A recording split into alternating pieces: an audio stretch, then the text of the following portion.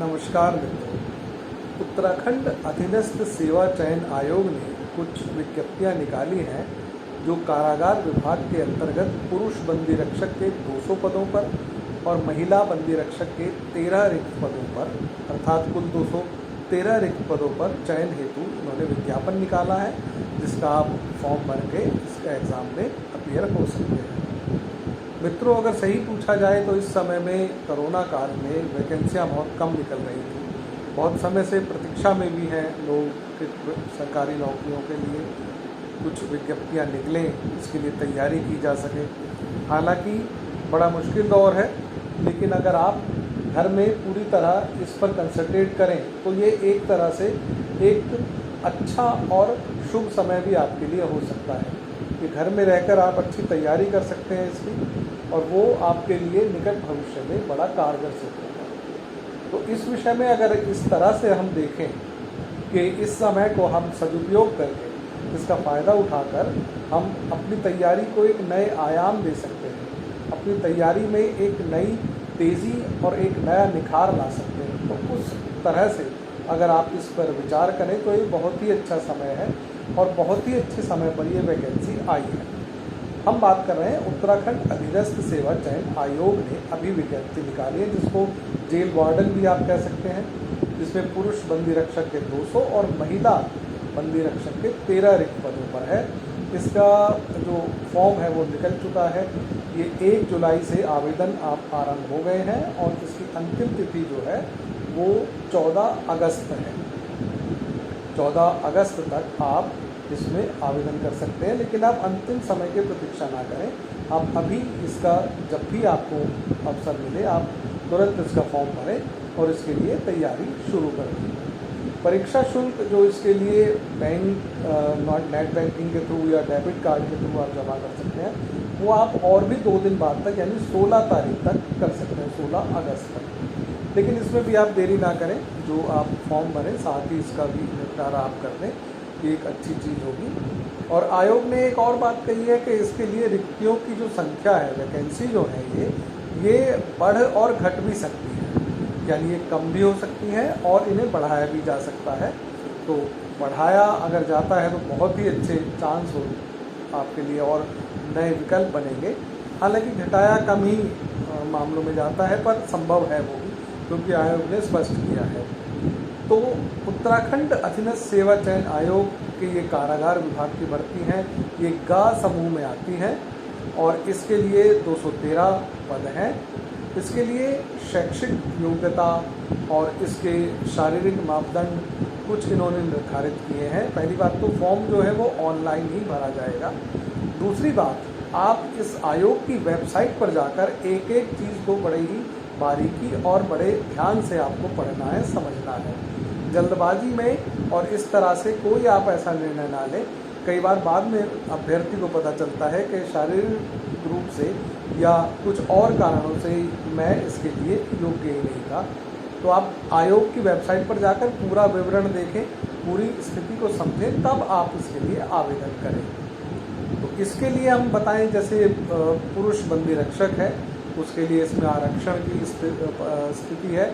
आरक्षण कैसे कैसे होगा ये आप वेबसाइट पर देखें। और इसके लिए जो वेतनमान है वो 19,900 रुपये से लेकर 63,200 वाला यानी लेवल 2 का वेतनमान है।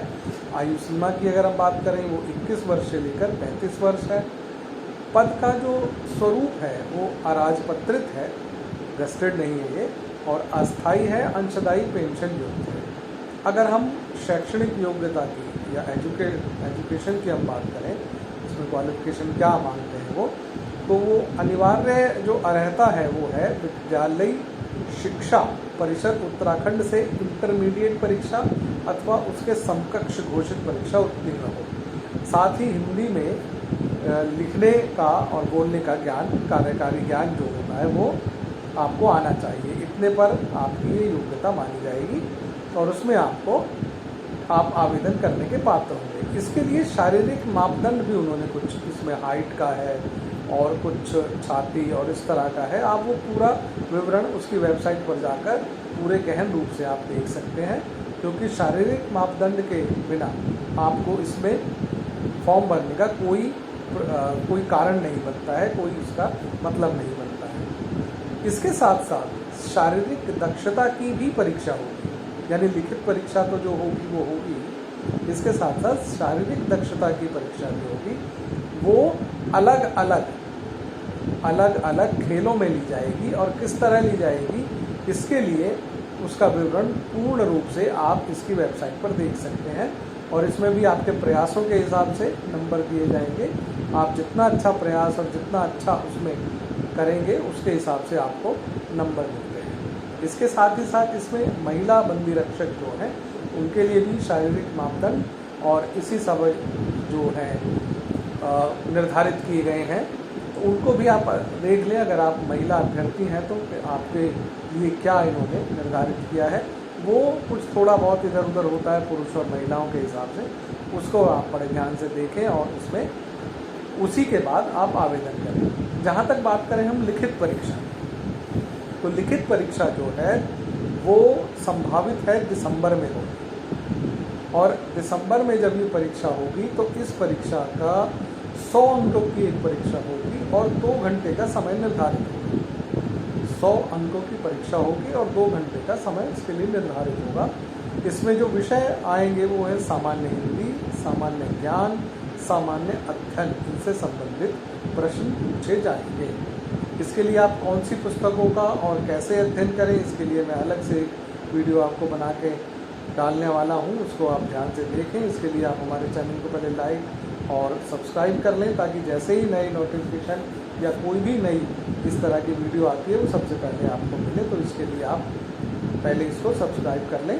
तो जहाँ तक रही बात इस परीक्षा से संबंधित कि इसको किस तरह से और किन किताबों से इसको पढ़ा जाएगा, उसका जैसे मैंने बताया आपको अलग से एक वीडियो मिल जाएगा।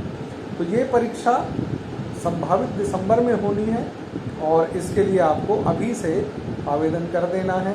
आवेदन के साथ ही साथ आपको इसकी जो पुस्तकें हैं और जो इसकी रणनीति है वो अभी से बनाकर निर्धारित समय में, क्योंकि अभी समय पर्याप्त है आपके पास, आप अच्छी तरह इसको पढ़ सकते हैं, अच्छी तरह आप इसके विषयों को बड़ी बारीकी से आत्मसात कर सकते हैं। और इसके साथ साथ आपको एक बहुत ही अच्छा और अवसर रहेगा कि आने वाली और परीक्षाएं जो है उसके लिए भी आपके लिए बेस तैयार हो जाएगा।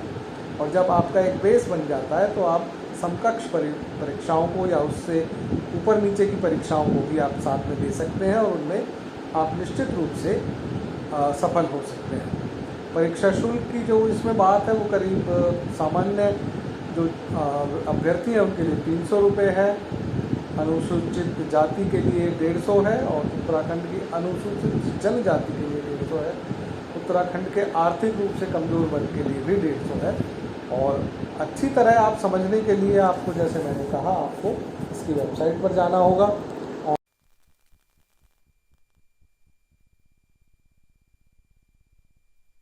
तैयारी कर देनी होगी। इसके साथ ही आप शारीरिक मापदंडों का, जैसे मैंने बताया, उनका आप ज़रूर ध्यान रखें आप फॉर्म भरते समय।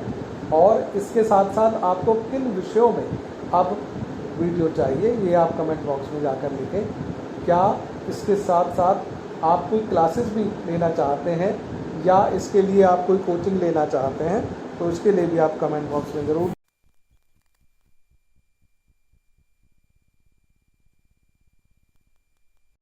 उपलब्ध कराऊंगा। धन्यवाद।